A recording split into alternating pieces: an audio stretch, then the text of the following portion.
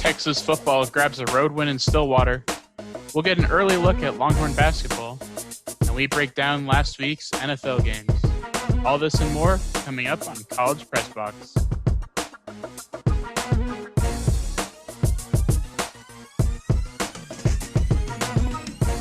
Welcome into College Press Box. I'm your host, John Kelly, and we have a packed show for you tonight. First, if you're watching this live and haven't voted, you have 30 minutes left to make your voice heard in this election.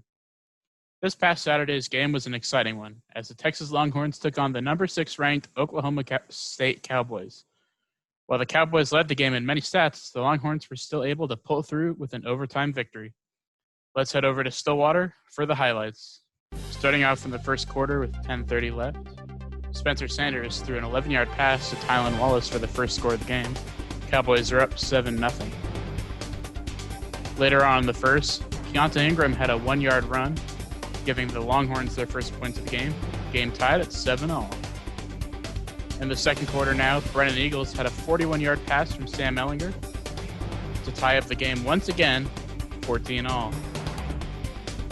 At the end of the second quarter, Spencer Sanders was sacked by Joseph Osai, and he fumbled the ball, and the ball was recovered by Texas's Taquan Graham and returned for 33 yards to the Oklahoma State 20. Going now to the second half. In the third quarter, Tylan Wallace caught a 9-yard pass from Spencer Sanders to make the game 31-20.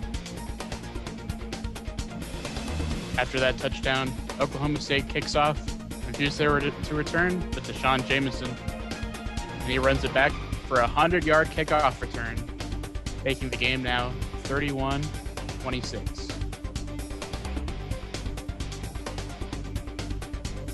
Now we're going to the fourth quarter with 4:33 left. Jake Smith catches a 12-yard pass from Sam Ehlinger.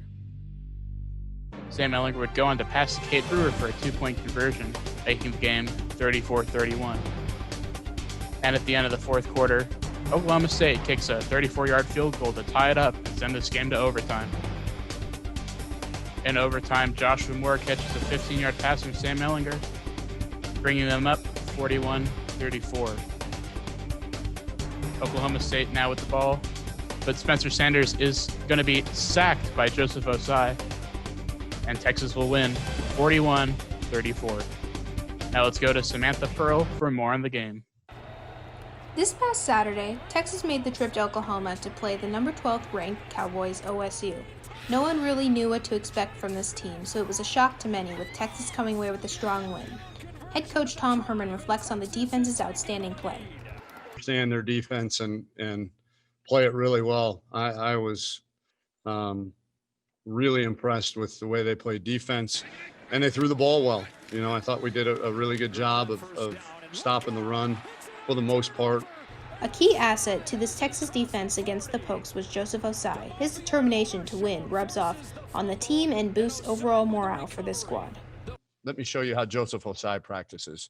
Go practice like this guy practices. And, you know, it's a very easy example for all of our young guys that have talent to just show them. You want to live in the limelight like Joseph Osai and help us beat top 10 teams on the road with unbelievable performances. Go work like Joseph Osai. It's a pretty simple formula.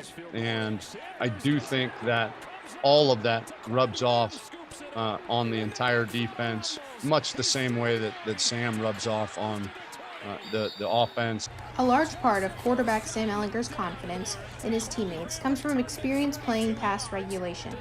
He believes in them. Growing up on and off the field, but it's completely different. Now I'm confident and calm and have confidence in my guys. Osai, one of the most notable players during the game, reflects on what one of his coaches taught him in high school, and how even after his seasons in Texas, it is his mantra he carries to this day. Always keep running to the ball because you never know. You never know. And being a competitor like me, those you never knows, we live for those you never knows, you know. Herman, recognizing that the whole team is based on camaraderie and teamwork, reflects on their bond that they have with one another. Something much needed after many questioned the coach's validity. Team that loves their coaches, loves their teammates, and willing to fight, scratch, claw, do whatever it takes to stay in the game, knowing that if we just stay in it long enough, we're going to have a chance to win it at the end. Reporting from Boone Pickens Stadium, I'm Samantha Perl, TSTV Sports. We now welcome in Jason Kinander for a deeper look at this Longhorn victory. Jason, after every Longhorn loss, Texas fans call for head coach Tom Herman to be fired. And that was no different after the back-to-back losses to TCU and Oklahoma.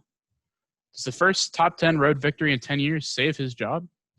Well, first and foremost, thank you so much for having me on again. And yeah, I would say right off the bat, it totally saved his job now. I'm not saying that if the Longhorns were to lose in any fashion in Stillwater, that Herman would have been fired. But a loss against another ranked opponent in another big game would have certainly not helped Herman's long-term outlook as a Texas coach. Now picking up, like you said, the first top 10 road victory in 10 years is huge. And not only does it look like a good win, beating the number 6 team in the country on Halloween in a tough road environment, but we are right back in the swing of things in the Big 12 race. Yes, the Longhorns do need to win out, but Herman has shown that by rounding up the troops and by making the defense play better, play harder. They are more of a hard-hitting team. They're playing gritty. They're getting takeaways, making big stops when they need to.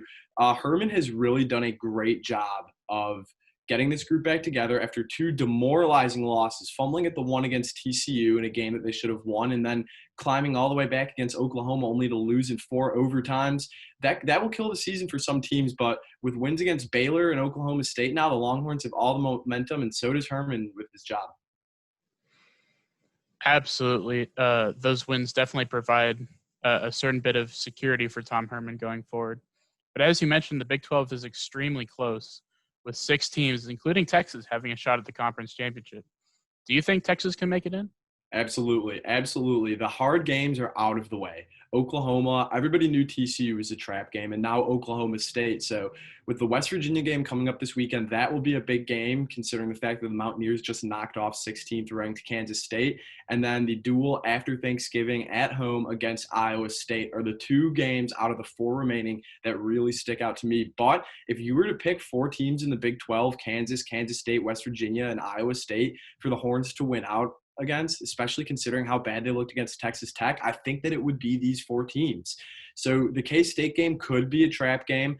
Obviously, they do need to beat Iowa State. We need one more loss from either Oklahoma State or Oklahoma. A loss from Oklahoma would presumably knock them out of the Big 12 championship game picture. Loss from Oklahoma State would put us in a tie with them, and we would hold that tiebreaker. So a couple things need to fall in our favor, but generally I would say, considering how crazy the Big 12 has been this year, the Horns control their own destiny, especially with Oklahoma and Oklahoma State still playing each other.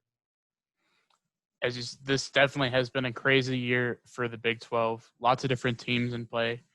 Is there a realistic prediction for where Texas will end up? So I might be talking a little overzealous after such a big win, but I think this team has what it takes to win out and make it to the Big 12 championship game. And when you think about how the Big 12 looks right now and how it's looked since the start of the season, I don't think that there's a team that Texas would not match up too good against. The Oklahoma game was close. The TCU game was very winnable. I think that if we were to play Texas Tech again, we would win. We beat Baylor again. And even though we generally got outplayed against Oklahoma State, I think that the Longhorns will come out on top again. So if Texas can just run the table in the next 4 games, make it to the Big 12 championship, I would give us as good of a shot as anybody to win the next 5 games, including the Big 12 championship. And hopefully that means a New Year's Six Bowl.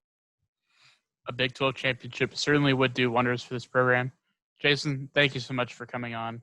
Anytime. When we come back, we get a first impression of the new women's basketball coach, Vic Schaefer. Stick around.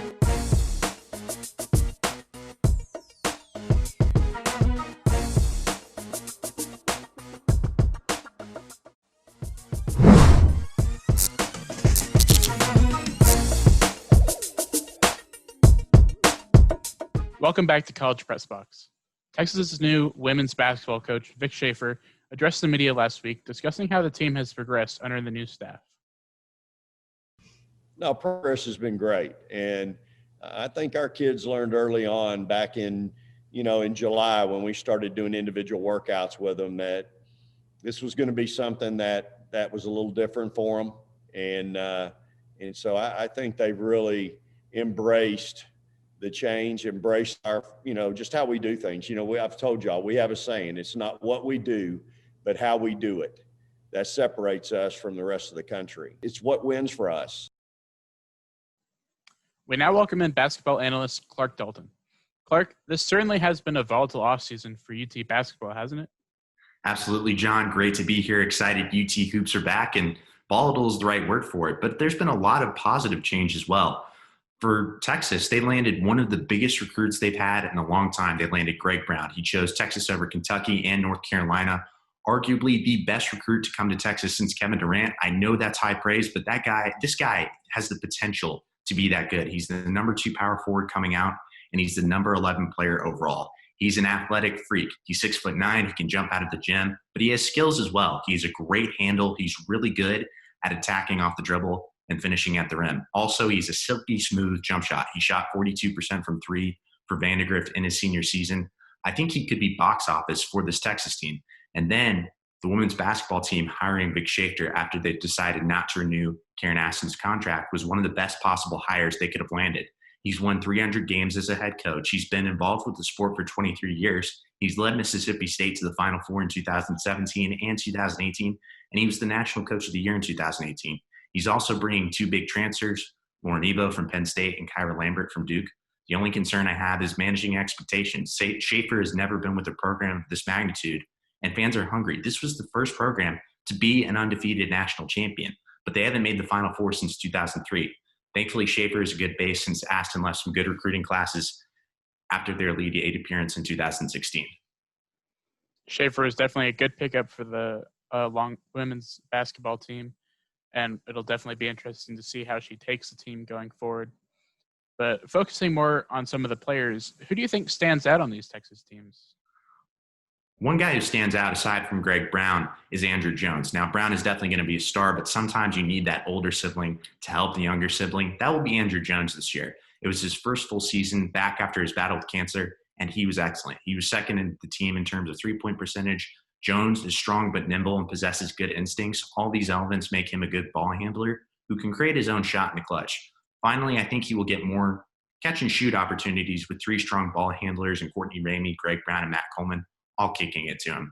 And then for the woman, Celeste Taylor. As a highly anticipated freshman, Taylor delivered a solid first year. She led the team in 3-pointers made with 31. Taylor also made the Big 12 freshman team. Now that Suge Sutton and LaShawn Higgs are gone, she has to be a big star guard. She's a great shooter, but she needs to be more of a primary ball handler by penetrating the lane and dropping dimes. But she can do it, though. She's a great handle, and she just needs that confidence, and that comes with playing time. And she'll have the ability to do it, and when she does, watch out Big 12, because her and Charlie Collier are going to be a prominent 1-2 punch. These are all certainly talented players. And with all that talent, do you think the Longhorns will go far this year?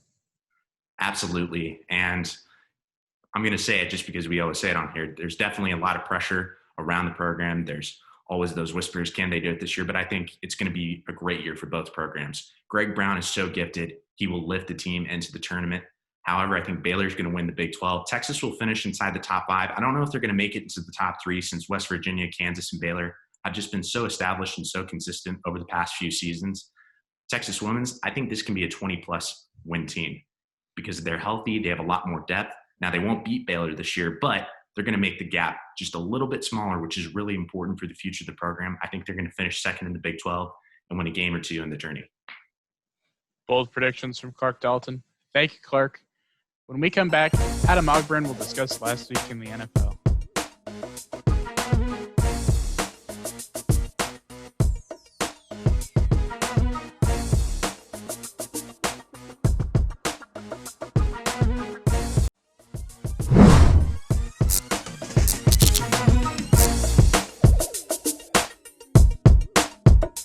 Welcome back to College Press Box. This was certainly an exciting week for the NFL. For more on this past week, here's Adam Ogburn. Thanks, John. Week 8 was certainly another unpredictable and thrilling week of NFL action, with plenty of upsets and exciting endings. Let's jump right into the action in Baltimore, where the Ravens were hosting the undefeated 6-0 Steelers. Here we go. First play, or just a minute in the ballgame, and Lamar Jackson's going to get picked off by Robert Spillane. It's going to be a pick 6 for the Steelers, a dream start for them as they came into this one as underdogs despite being undefeated. But the Ravens would quickly answer. They go down the field, and Miles Boykin's going to come down with a 6-yard touchdown reception to tie the game up at 7. The Ravens were looking good. They led it in this game 17-7 at the half, but another Lamar Jackson interception. This time it's the 3rd-round rookie Alex Highsmith out of Charlotte picking Jackson off at the Baltimore 21. And the Steelers would take full advantage. Eric Ebron across the middle, and he's going to waltz him for the score. 17-14, Steelers within 3. Later on, still down by 3, but not anymore. Chase Claypool with an 8-yard touchdown catch. Steelers go up 28-24. But the Ravens would have one last shot. 5 seconds to go. Jackson for all the marbles, but is batted away from Willie Snead. And the Steelers stay undefeated with a thrilling victory over the Ravens. Now down to Miami. Tua Tagovailoa with his first NFL start and his first NFL touchdown pass as he defines Devontae Parker for a 3-yard score. Later on, Jared Goff going to feel the pressure from Emmanuel Ogburn, and the ball's going to be scooped up by Andrew Van Ginkel, and he's off to the races. It's going to be a 78-yard scoop and score to put the Dolphins up 14-7. Later on, Johnny Hecker's going to boom a punt deep, and Texas Tech graduate Jakeem Grant, he's going to take it at his own 12. And Grant is going to find a lane down the outside. He's going to split a couple tacklers, and you can say goodnight to this one. It's an 88-yard touchdown return off the punt. And despite being outgained 471 to 145 on offense, the Dolphins win 28-17. Now over to an NFC North battle. Dalvin Cook, he had a big game. He breaks free for a 21-yard score there to knot the game up at 7. And then again in the third quarter, it's Cook. Kirk Cousins off the screen pass. Cook is going to find a hole. He's going to make Packers tacklers miss, and he's going to go for a 50-yard score. The Vikings, despite being 1-5 coming into this one, stunned the Packers 28-22 behind 4 touchdowns from Dalvin Cook. Now to Cincinnati, another upset on the cards as Giovanni Bernard waltzes in for a 12-yard touchdown run, put the Bengals up by 10. Now still up by 10 later in the game. It's Bernard again as Joe Burrow finds him from 6 yards out. Bengals go on to win this one 31-20. Now at 2-5-1, they upset the Titans. Now up to Buffalo, a big AFC East battle. The Patriots 2 games below 500, and Zach Moss with a great start for the Bills. He runs in from 8 yards out to get them first blood. And then Moss again, he looks like he's going to be stopped here, but he gets some help from his friends as the offensive line pushes him into the end zone. 14-7 Bills at that point. But the Patriots would have one last shot. 35 seconds to go, driving to get the game time field goal. But the ball comes loose. Cam Newton with another mistake. That one recovered by Dean Marlowe. And the Bills hold on to win 24-21. Now a stop in the NFC East. And the NFC East is still just as bad as it was when we last saw it. This ball is going to be kicked around, and eventually it's going to be scooped up by Rodney McLeod, who's going to run it all the way back for a scoop and score 53 yards. Eagles go on to win this one 23-9. Now an NFC West battle. DK Metcalf is going to take this pass from Russell Wilson and race along the sidelines. He's gone for a 46-yard score as he does a great imitation of a tightrope walk along the sidelines. Later on is 20-7. Russell Wilson is going to look, and he's going to find David Moore across the middle. 27-7 Seahawks. They go on to win this one 37-27 to assert their place atop the NFC West. Now we take a break from some football for some WWE Fight Night action. Javon Wims is going to rip at the mouthpiece out of C.J. Gardner-Johnson and then get a couple punches in. Wims alleged that Gardner-Johnson spat at him earlier in the game, but whatever happened, Wims is now facing the 2-game suspension. Back to football, and Drew Brees is going to find Taysom Hill across the middle, a 20-yard score to put the Saints up by 10. But the Bears would come back. Nick Foles finds Darnell Mooney for a 3-yard score, 23-20. Then it's a battle of the kickers. Cairo Santos for some free football. You know they love it at Buffalo Wild Wings. 23-23 to send into overtime. Now just under 2 minutes to go in overtime. Will Lutz keeps his calm and gets the Saints a 26-23 victory with a 35-yard field goal. Now for our final stop of the day up in Denver as the Chargers squared off against the Broncos. And it looks like the Chargers are going to ease to victory Nice catch there by Mike Williams, a 24-yard score. Chargers up 21-3. But Philip Lindsay and the Broncos weren't done. Lindsay's going to take this one. He's going to find a hole across the middle, and he's off to the races as Chargers tacklers miss. And suddenly it's 24-10. Broncos have a little bit of life. Later on, as Lindsay celebrates, now they're down by 10. Drew Lock is going to find Deshaun Hamilton as the Chargers defenders run into each other. Hamilton breaks free for a 40-yard score, and suddenly it's a 3-point ball game. Now we go, final seconds. Broncos down by 6. Drew Lock looking. Brandon Faxon never turns around. It's a Stonewall defensive pass interference penalty. So they'll get one last shot, the Broncos, from the Chargers 1. Drew Lock. He's going to roll to his right. He's going to roll. Is he going to run? No, he's going to throw, and he's going to find KJ Hamler. Oh, one ref says it's incomplete. Another says touchdown. They confer, and they end up ruling touchdown. A heartbreaking defeat for the Chargers. They blow a 21-point lead. Another big blown lead by them. The Broncos will take the victory, though, in an absolute thriller at Mile High Stadium. Elsewhere, the NFC East, as we saw in the Eagles and Cowboys, continues to be a tight race. The Eagles now on top of that division at 3-4-1.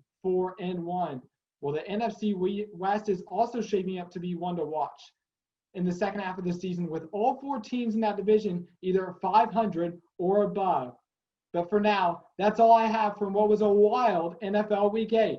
Now back over to John. Thank you, Adam. It's certainly been an exciting week. When we come back, we'll take a look at how some former Longhorns are performing in the NFL.